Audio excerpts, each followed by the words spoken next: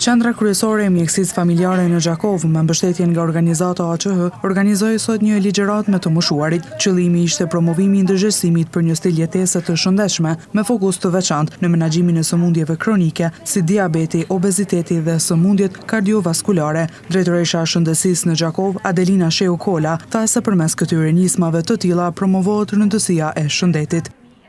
Bashkë me AQH-n, sot është organizu ky aktivitet. AQH-ja cila çdo herë na mbështet si komunë për të zhvilluar aktivitete të rëndësishme në dobitë të qytetarëve të komunës tonë. Sot shënojmë ditën ndërkombëtare të aktiviteteve fizike dhe dita botërore e shëndetit me fokus të veçantë të përfitimit për personat me diabet.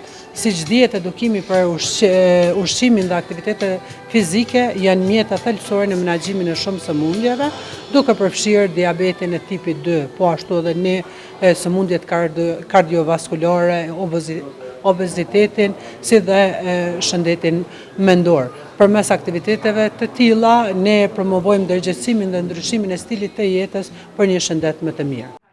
Në këtë ligjëratë e pranishme ishte edhe specialistja e lartë shëndetësore Merita Shehu, një herësh përfaqësuese e AQH-s, e cila u shpreh se është kënaqësi të jetë sot këtu për të përkrahur aktivitete të tilla shëndetësore dhe jo vetëm. Pra së bashku na mund të bëjmë shumë, mund të ndihmojmë dhe këto iniciativa është shumë e rëndësi të inicohen në mënyrë që të ndihmohen kjo kategori e njerëzve që i kanë këto sëmundje kronike jongjitse dhe këto nisma së bashku mund të ndihmojmë sadopak në përmirësimin e jetës së këtyre personave që kanë këto sëmundje kronike jongjitse dhe përmirësimin e jetës së tyre. Ndërsa drejtori i qendrës kryesore të mjekësisë familjare në Gjakov, Arben Koshi, foli për rëndësinë e aktivitetit fizik të moshuarit dhe për bashkëpunimin ndërkomunal. Të shprehet mundësia e ngritjes së shëndetit për personat e moshave të shtyra mbi 65 dhe njëherë të kenë mundësi që përmes aktivitetit fizik të rregullojnë shëndetin e tyre. Kjo do të jetë edhe një arsye e madhe e shkëmbimit të bashkëpunimit në mes të komunave të ndryshme, ku dihet se ky projekt ka qenë implementuar edhe në komunën e Lipjanit, ku është bërë shënimi i kësaj dite, ndërsa sot jemi këtu dhe do t'i përcjellim gjitha të mirat cilat vijnë nga ky aktivitet. Ndërkaq të pranishmit pohuan se morën këshilla të dobishme për menaxhimin e diabetit dhe jo vetëm. Faleminderit për shoqatës AQH, për ftesën që na bëri.